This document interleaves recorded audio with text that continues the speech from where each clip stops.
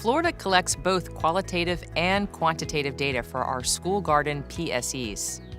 We use intake surveys for new sites to assess readiness, but most of our evaluation data is collected at the end of the garden season from garden champions.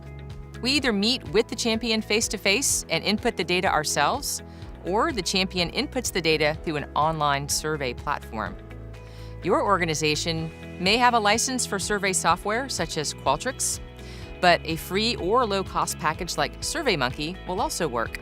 School gardens fall under LEARN in the evaluation framework, and gardens are an environmental change. In Florida, we choose to evaluate school gardens using MT5, Nutrition Supports, and we report the number of gardens installed. We count gardens at the site level, so even if a site has 2 raised beds, we only count the site once when reporting. Florida collects information on the sub-indicators, MT5A, number and proportion of sites or organizations that make at least one change in writing or practice to expand access or improve appeal for healthy eating, MT5D, total number of environmental changes, and MT5E, total number of promotional efforts for a PSE change, signage in the garden promoting healthy eating, and signage placed at the base of the plant to educate variety, harvesting, storage, and food safety. We also collect data beyond the scope of MT5. The additional data may or may not be incorporated in a narrative on the annual SNAP-Ed report. For example, we collect quantitative data in direct survey instruments such as the number of people gardening per week, the size of the garden, and sources of funding.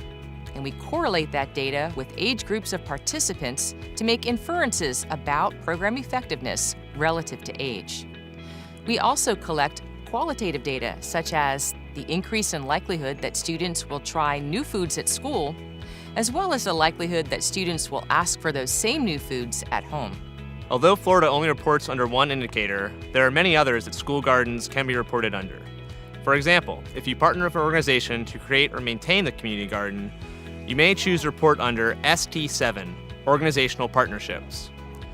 LT5, Nutrition Support Implemented, may be used to report the number of gardens implemented and the effectiveness of PSE change.